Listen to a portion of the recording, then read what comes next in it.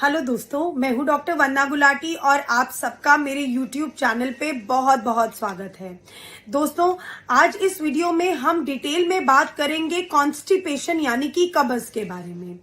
दोस्तों, अगर आपका पेट नियमित रूप से साफ नहीं होता या मोशन पास करने के बाद आपको ये समस्या रहती है या ये फीलिंग रहती है कि पेट शायद पूरी तरह से साफ नहीं हुआ, तो दोस्तों इस कंडीशन को कॉन्स्टिपेशन कहा जाता है। दोस्तों, अगर आप एक हफ्ते में यानी कि एक वीक में 3 बार से कम मोशन पास करते हैं या मोशन पास करते समय आपको बहुत ज्यादा दर्द या तकलीफ का सामना करना पड़ता है और पास किया हुआ मोशन बहुत ज्यादा ड्राई या हार्ड है, तो इन सारे ही कंडीशंस को कॉन्स्टिपेशन कहा जाता है। दोस्तों, अब हम बात करेंगे कि कॉन्स्टिपेशन होने के क्या क्या कारण हैं। दोस्तों, सबसे पहला कारण है पानी कम मात्रा में पीना। दूसरा कारण, अगर आपके खान पान में फाइबर रिच फूड्स जैसे कि salads, fruits, green leafy vegetables, इन सब चीजों की कमी है तो भी आपको कॉन्स्टिपेशन की समस्या हो सकती है। तीसरा कारण दोस्तों, अगर आप तनाव, स्ट्रेस, एंजाइटी या डिप्रेशन से पीड़ित हैं तो भी आप कॉन्स्टिपेशन का सामना कर सकते हैं। चौथा कारण दोस्तों, अगर आप नियमित रूप से व्यायाम या एक्सरसाइजेज नहीं करते तो भी आपको कॉन्स्टिपेशन हो सकता है। पांचवा कारण दोस्तों, अगर आपकी दिनचर्या यानी कि डेली रूटीन में कुछ बदलाव हो, जैसे कि अगर आप कहीं ट्रैवल कर रहे हैं या आप नियमित रूप से अपनी नींद नहीं ले पा रहे और आपके सोने का अलग अलग समय हो रहा है, तो इस कंडीशन में भी कॉन्स्टिपेशन डेवलप होने के चांसेस हो सकते हैं।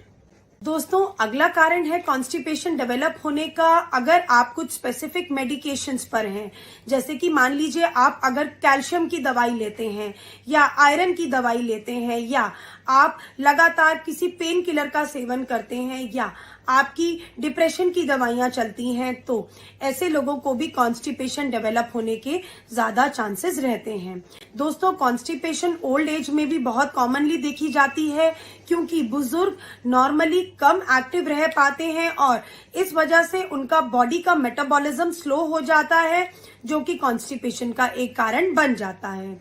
दोस्तों, महिलाओं में भी कॉन्स्टिपेशन की समस्या गर्भावस्था यानी कि प्रेगनेंसी के दौरान और जब महिला बच्चे को जन्म दे देती है उस समय पर डेवलप हो सकती है और इसके डेवलप होने का कारण है गर्भावस्था के दौरान हुए हार्मोनल चेंजेस।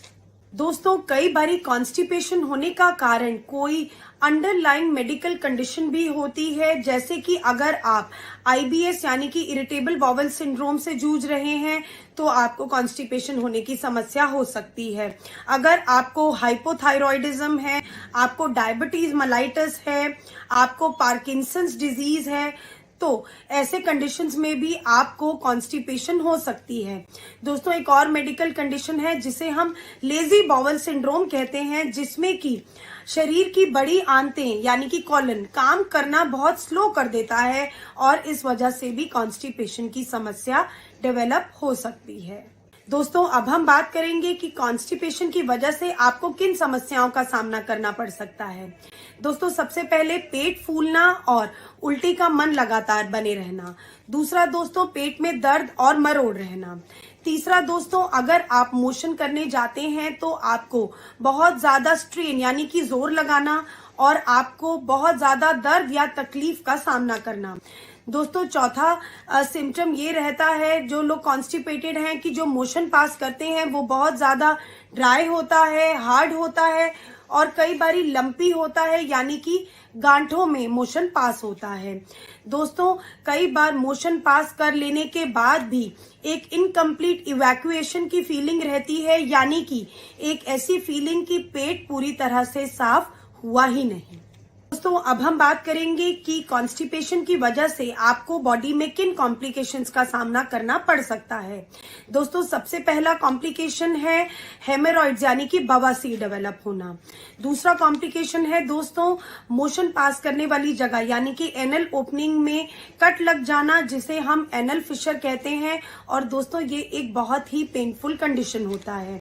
तीसरा दोस्तों, अगर आप मोशन पास करने के लिए बार बार बहुत जोर लगाते हैं तो आपकी पेल्विक फ्लोर की मसल्स में डैमेज हो सकता है और इसी वजह से आपको पेशाब से रिलेटेड समस्या यानी कि यूरिन पास करने से रिलेटेड समस्याओं का सामना भी करना पड़ सकता है।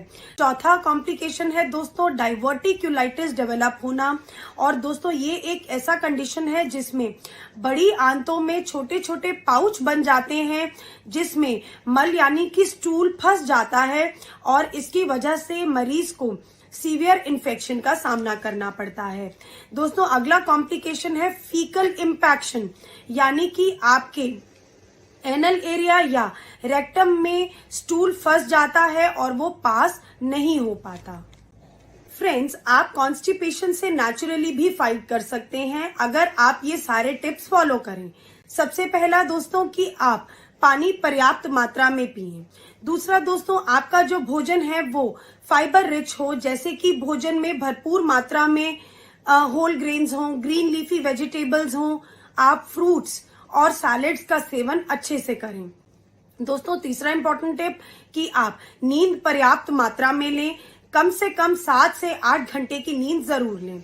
अगला इंपॉर्टेंट टिप दोस्तों कि आप अपने आप को फिजिकली एक्टिव रखें, व्यायाम, योगा या एक्सरसाइजेस लगातार फॉलो करें। दोस्तों साथ ही साथ आप अपने तनाव, एंजाइटी और डिप्रेशन के लिए निवारण जल्दी से जल्दी ढूंढें।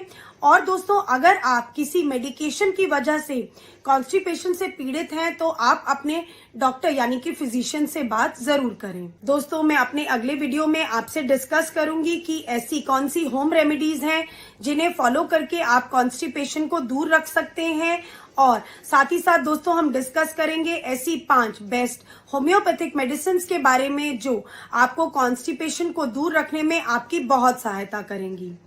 दोस्तों please don't forget to like, share and subscribe to my YouTube channel. Thank you so much everyone and stay safe.